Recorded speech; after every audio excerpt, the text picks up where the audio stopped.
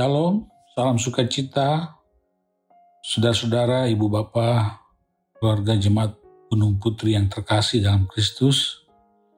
Suatu sukacita kita dapat bertemu kembali dalam renungan harian Toraya, edisi Sabtu, tanggal 9 Desember tahun 2023. Kita akan membaca firman dan merenungkannya, namun sebelumnya kita mohon pertolongan Roh Kudus. Kita berdoa. Sungguh besar Tuhan kasih-Mu kepada kami merasakannya. Kau mengantar kami kepada hari yang baru dalam istirahat kami malam tadi, dan kami bangun dengan tubuh yang penuh keberkatan. Terima kasih Tuhan. Kiranya Kau terus menguatkan kami melalui firman-Mu yang akan kami baca dan renungkan Tuhan. Dan pimpin kami selalu dalam setiap sendi kehidupan kami Tuhan. Inilah kami Bapa, kami datang di dalam nama anak-Mu Tuhan Yesus Kristus. Amin. Bacaan kita pagi ini terambil dari kitab Markus, Injil Markus, pasal 11 ayat 27 sampai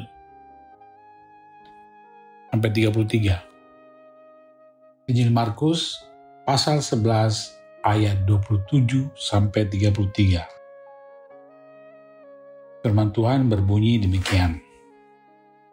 Pertanyaan mengenai kuasa Yesus. Lalu Yesus dan murid-muridnya tiba pula di Yerusalem. Ketika Yesus berjalan di halaman Bait Allah, datanglah kepadanya imam-imam kepala, ahli-ahli Taurat dan tua-tua, dan bertanya kepadanya, "Dengan kuasa manakah engkau melakukan hal-hal itu?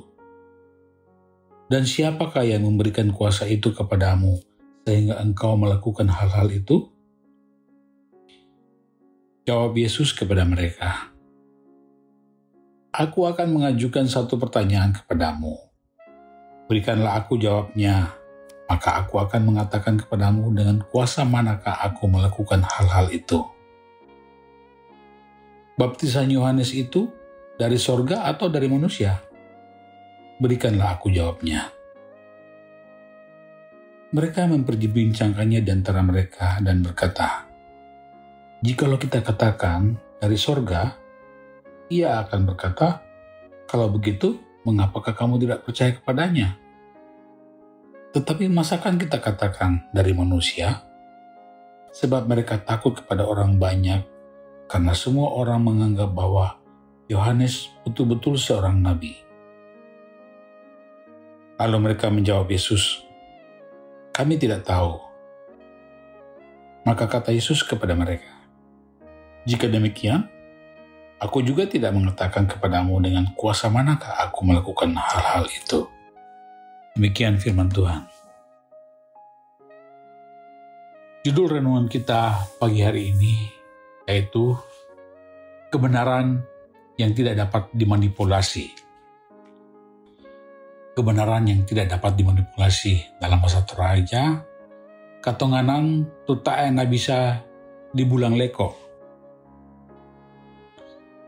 Pertarungan di pemilihan umum yang akan diselenggarakan pada tahun 2024 semakin gencar diperbincangkan, baik di kalangan masyarakat maupun di kalangan para aktor politik.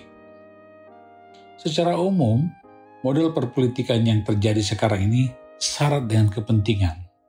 Karena itu sangat rawan memicu terjadinya konflik.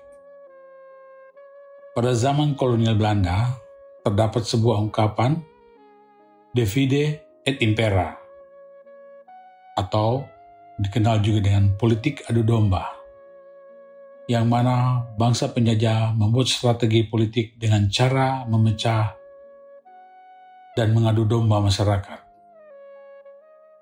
Para pemuka agama Yahudi, imam-imam kepala dan para ahli Taurat memicu perdebatan dengan Yesus di ruang terbuka. Tempat itu dipandang sebagai tempat yang strategis untuk menjebak Yesus bersama pengikutnya.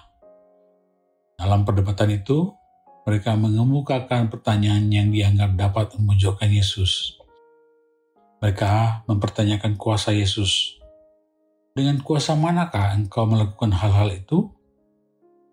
Dan siapakah yang memberikan kuasa itu kepadamu sehingga engkau melakukan hal-hal itu? Itu terdapat dalam ayat 28. Mereka berusaha mengenakan pasal penyerobotan bait Allah dan penghujatan kepada Allah. Yesus tidak memberi jawaban, tetapi justru kembali bertanya, baptisan Yohanes itu dari sorga atau dari manusia? Berikanlah aku jawabnya. Yesus menegaskan bahwa kebenaran Allah bukan berdasarkan kesepakatan manusia, tetapi adalah otoritas Allah. Ibu Bapa yang terkasih dalam Kristus, kebenaran Allah tidak dapat dimanipulasi untuk kepentingan seseorang atau kelompok, tetapi semata-mata untuk menyatakan kebenaran Allah bagi manusia. Amin. Mari kita berdoa. Terpuji Engkau Allah yang Maha Besar, Maha Tinggi. Kau begitu baik dan setia selalu menyertai mimpin kami Tuhan. Terima kasih kami telah membaca dan merenungkan firman-Mu Tuhan. Biarlah firman-Mu ini mengambil tempat di hati kami untuk kami jadikan pedoman dalam kehidupan kami. Menjadi pelaku firman-Mu. Tuntun kami selalu dalam setiap aktivitas kami, dalam pekerjaan kami, dalam pelayanan kami, juga dalam tugas kami baik sebagai orang tua dan juga karyawan ataupun pekerja Tuhan.